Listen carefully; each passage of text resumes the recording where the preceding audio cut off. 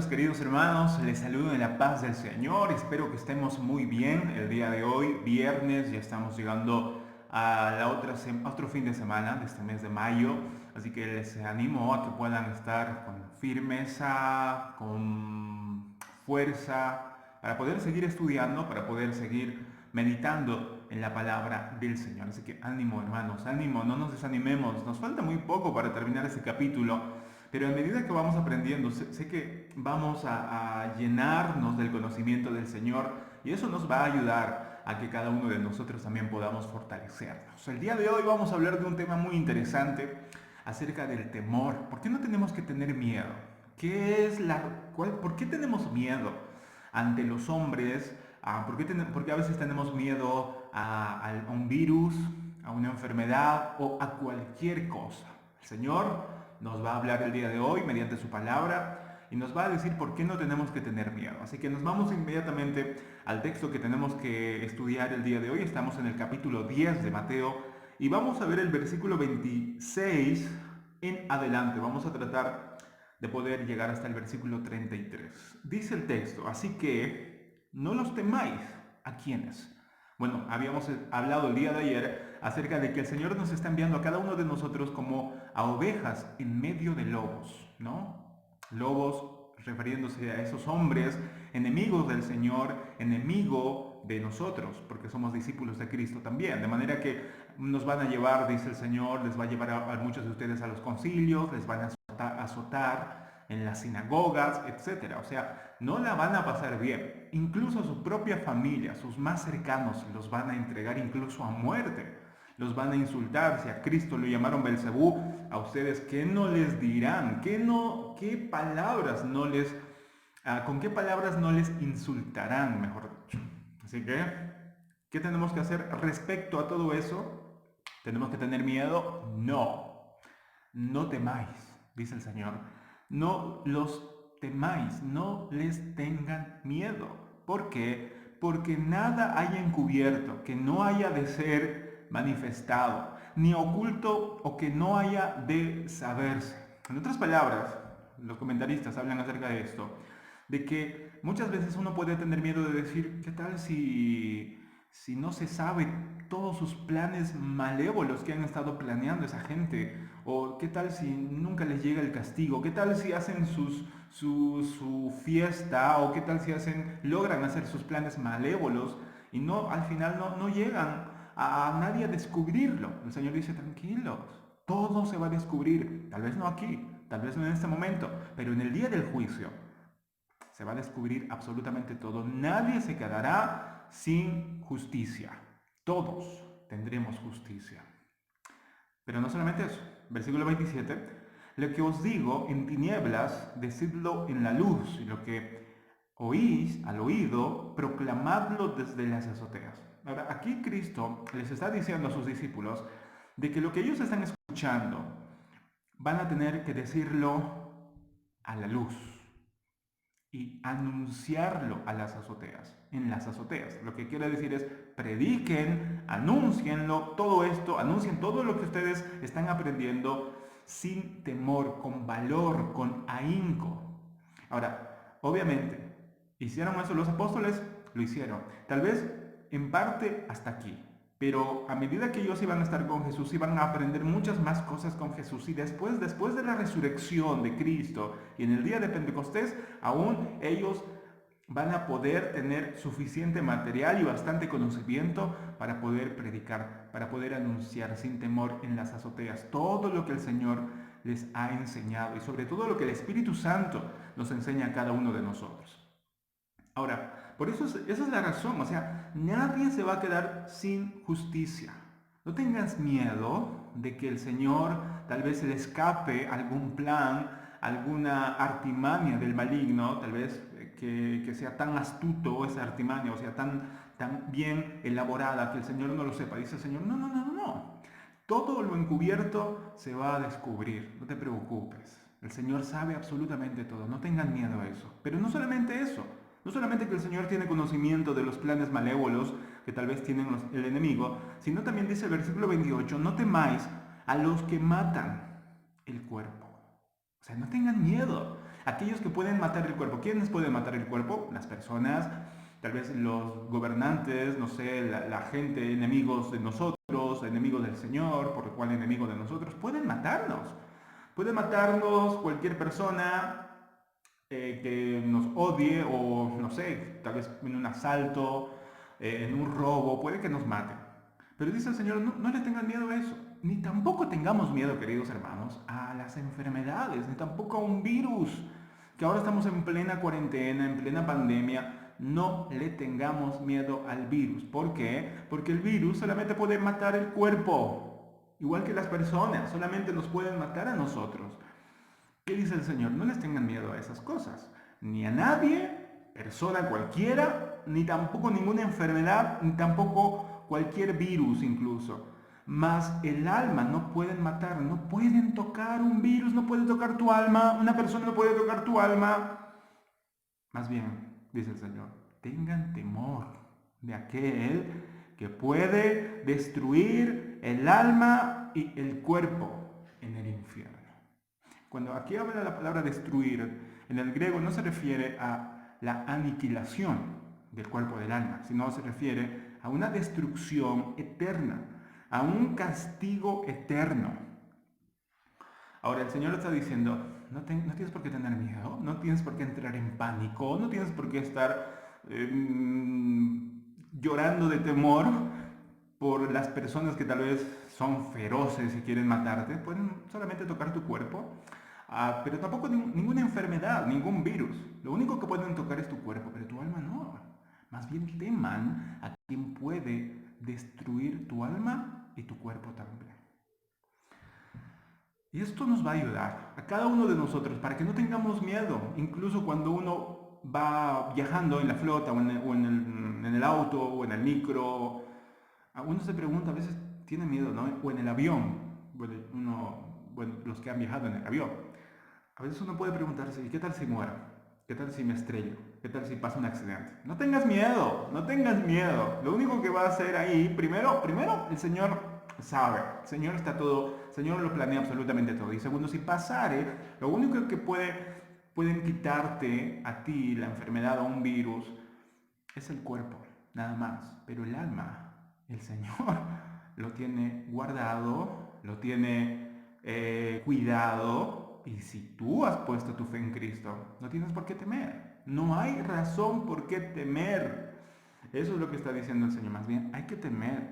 Hoy día la gente, hay que temer a quién puede destruir el cuerpo y el alma. Hoy día la gente a veces le tiene más miedo a aquellas amenazas, a aquellas cosas que solamente pueden matar el cuerpo.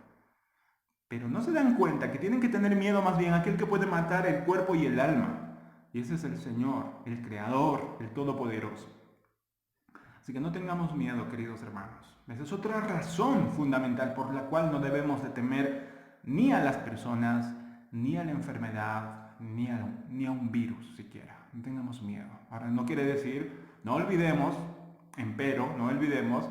que tenemos que ser prudentes, tenemos que ser astutos. Es decir, el Señor nos dijo, ustedes están como ovejas en medio de lobos, pero también utilicen la prudencia como la serpiente y sencillos sean como las palomas. O sea, pero tampoco estén entregándose en la boca del lobo, está diciendo. O sea, cuídense, si van a salir afuera, está bien, un virus solamente puede matar tu cuerpo, pero tampoco te entregues como bandeja de plata para que el virus te contagie, siendo imprudente. No, hay que ser prudente, cuidarse, lavarse las manos, etcétera, todo el protocolo que hay que seguir para poder cuidarse. Pero si tú haces todo eso y a pesar de que te cuidas y eres responsable, te contagias, bueno, el Señor sabrá por qué y al final lo peor que te puede pasar es que ese virus te quite la vida. Al final va a ser un instrumento para que pueda llevarte a la presencia de Dios, donde el apóstol Pablo dice que es muchísimo mejor estar con el Señor que estar aquí. Pero bueno, ¿por qué? No hay que tener miedo. No temamos, no temamos. Ahora, lo que más dice el versículo 29, dice, no se venden dos pajarillos, y esto es precioso, no se venden dos pajarillos por un cuarto. Ahora es interesante, estaba leyendo acerca de esto. Dice que los pajarillos, los gorriones, hay unas traducciones, otros gorriones, se comercializaban en los mercados en la época de Jesús.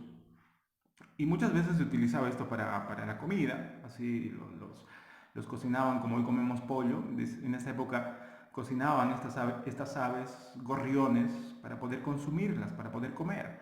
Pero eran tan baratas. Dice que podías comprar dos gorriones, dos avecillos, dos aves, dos pajarillos, por un centavo, por un centavo. Y si tú aumentabas otro centavo, que sería un cuarto, o no. En realidad, aquí un cuarto es la palabra, a ver, creo que lo he anotado aquí. Se llamaba en el griego el asarión. El asarión era la 16ª parte de un denario. ¿Sí? Un denario, una moneda de un denario, tú lo dividías en 16 partes. Bueno, un asarión era una pequeña parte, era como un centavo. Por eso, tú podías comprar dos gorriones por un centavo, pero si aumentabas otro centavo, te daban otros dos gorriones más uno de yapa. Es decir, con 2 centavos te podías llevar 5 gorriones. Ahora, era tan barato que si tú aumentabas, si tú ponías dos monedas, 2 centavos, te daban uno de yapa. O sea, era, digamos, bueno, te doy este pajarillo más de yapa. O sea, te estás llevando 5 por 2 monedas, ¿no? Aunque cada moneda, cada centavo equivalía a 2 pajarillos. Pero si tú aumentabas una moneda más, te llevabas no 4, sino 5 pajarillos. O sea, era tan sin valor el quinto pajarillo que los comerciantes decían, bueno, ¿qué vamos a hacer nosotros? Ya tenemos suficiente, llévatelo. Como que no tenía significado, como que no tenía mucho valor. El Señor dice, bueno, la gente piensa que esas aves no tienen ningún valor. Pero mira lo que dice. Con todo, o sea, con esa depreciación, si se puede decir, o con esa desvalorización que le daban a una avecilla, dice, con todo, ni uno de ellos, por muy insignificante, por muy devaluado que sea, ni uno de ellos cae a tierra sin vuestro Padre, sin vuestro consentimiento, sin el consentimiento de vuestro Padre Celestial. O sea, el Señor se preocupa por esas aves que nadie se preocupa. El Señor se preocupa por esos insectos, incluso, yo creo que implica también eso, por aquellas aves y animalitos pequeños que nadie se preocupa por eso, ¿verdad? Pero Dios se preocupa, no solamente se preocupa porque caigan, sino también hay otro sentido más profundo de que Dios sabe incluso en qué momento esas avecillas bajan y se elevan para volar otra vez. Bajan y elevan. El Señor tiene cuidado, los guía para guiarlos, para que se asienten donde haya alimento, dicen algunos estudiosos también acerca de eso. O sea, el Señor sabe, o sea, tiene tanto cuidado tan detallado de estas avecillas, que ustedes dicen, ¿cómo el Señor puede preocuparse por algo tan pequeño? Bueno, dice el Señor, si el Señor se preocupa por algo tan pequeño, ¿cómo no se va a preocupar de ustedes? Ahora, no solamente se preocupa por las aves pequeñas, sino también por las cosas pequeñas de ti. Es decir, dice, cada uno, versículo 30, dice, pues aún vuestros cabellos están todos contados. O sea, ni siquiera a veces nosotros nos damos cuenta cuando se nos cae un cabello. A veces no nos preocupa. Bueno, cuando nos cae mucho cabello, sí, nos preocupa, nos tiene que preocupar. Pero un cabello, o sea, todos los días tal vez se nos cae un cabello y nosotros ni cuenta nos damos. Pero el Señor dice que tiene tanto cuidado, está tan al pendiente de nosotros que sabe cuándo se nos cae un cabello. ¡Wow! O sea, así de pendiente está el Señor. Y nosotros que pensamos que el Señor está ocupado, que el Señor se ha olvidado de nosotros. ¡No! El Señor está tan al pendiente de nosotros que sabe incluso cuándo se nos cae un cabello. Increíble, impresionante. Esa es razón suficiente para no temer. Por eso dice el versículo 31. Así que no temáis más valéis vosotros que muchos pajarillos. Más valéis vosotros que muchos pajarillos. Así que es otra razón para no tener miedo, para no temer a las personas, si es que nos quieren matar, si el Señor lo permite, si a pesar de nuestra prudencia, si a pesar de que hemos hecho todo lo posible para ser prudentes y ser discretos y ser perspicaces, a pesar de todo eso, hemos hecho todo lo posible, pero aún a pesar de todo eso, de todo el cuidado que hemos tenido, ya sea una persona o un virus, a pesar de eso, que nos lleguen a matar, problema, no hay problema. El Señor está pendiente de cada detalle. El Señor está pendiente de cada detalle. Saber eso nos da más tranquilidad. Así que ustedes valen mucho más que un pajarillo. Así que el Señor les va a tener más cuidado, va a tener más cuidado de vosotros que de los pajarillos. Ahora dice algo más interesante, versículo 32. Dice, a cualquiera pues que me confiese delante de los hombres, yo también le confesaré delante de mi Padre que está en los cielos. Y cualquiera que me niegue delante de los hombres, yo también le negaré delante de mi Padre que está en los cielos. Aquí hay algo muy interesante acerca de confesar. No solamente es confesar con nuestra boca, sino el confesar aquí implica que tenemos que hacer de nuestro Señor Jesucristo, algo propio de nosotros. O sea, que sea tan parte de nosotros que si vemos que alguien lo ofende, nos duele a nosotros, que nos tiene que doler. O sea, tiene que ser tan parte de nosotros que cualquier cosa que sea relacionado con Cristo nos afecte a nosotros, nos afecte tanto. Por eso es que cada vez que nosotros ofendemos a nuestro Dios, nos duele tanto a nosotros. Cada vez que nosotros no hacemos su voluntad, nos tiene que doler a nosotros. Y eso tiene que ser en cada área de nuestras vidas. Tiene que ser parte de nosotros. Y como estamos conociendo más a nuestro Señor y como lo amamos cada vez más, hablamos cosas sobre Él y de Él a las demás personas. Y cuando llegue el momento difícil, cuando tengamos que elegir entre la muerte y Cristo, nosotros podremos elegir siempre, o cuando tengamos que elegir, mejor dicho, entre vivir o morir por Cristo, no nos va a quedar otra opción que poder elegir a Cristo, aunque implique eso morir. No vamos a llegar a ese punto, tenemos que llegar a ese punto. Tal vez ahora lo pensamos, porque no conocemos cómo es nuestro Señor, porque ahorita tal vez no lo amamos como tendríamos que amarlo, pero tenemos que llegar a tal grado. Así como yo creo que cada uno de nosotros, los que tenemos personas que queremos, podríamos estar dispuestos a poder dar nuestra vida por esas personas, ya sea por nuestros padres, los que están casados por sus esposas o sus esposos, por sus hijos, por sus hijos. O sea, tenemos que llegar a amar a nuestro Salvador a tal grado que no nos importe morir. Como decía Pablo, para mí el vivir es Cristo y el morir es ganancia. Ahora, tenemos que llegar a eso. Ahora, ¿por qué? Porque el Señor nos ha amado a nosotros primero. Porque Él ha muerto por nosotros sin que nosotros lo mereciéramos. Sin que nosotros lo mereciéramos. Y de verdad, tener que orar todos los días al Señor y decir, Señor, ayúdame a mí primero, a confesarte con mis acciones, con mis labios, que tú eres mi Señor. Que cuando tengo que elegir entre el televisor, entre el Facebook, entre el entretenimiento y mi Cristo, yo siempre puedo elegir a mi Señor, a mi Cristo, primeramente, antes que cualquier otra cosa. Que podamos elegir desde los pequeños detalles, porque si nosotros creemos que tenemos que esperar a llegar a tal extremo de poder, no sé, elegir entre la vida o Cristo, o la muerte por causa de Cristo, y decir, yo cuando llegue ese tiempo voy a elegir a Cristo. No va a pasar, creo yo, no va a pasar si es que ahora en los pequeños detalles, en los quehaceres cotidianos de la vida, nosotros no estamos eligiendo a Cristo. Difícilmente en esos momentos más difíciles podamos elegir a Cristo. Si aquí, si en la casa, si en cada decisión del hogar cotidiano no estamos eligiendo a Cristo, ¿qué nos hace pensar que en esos momentos difíciles vamos a elegir a Cristo? Es muy, muy probable que lo que estemos haciendo ahora, de estar eligiendo otras cosas, que no sea Cristo, es muy probable que hagamos lo mismo en situaciones difíciles.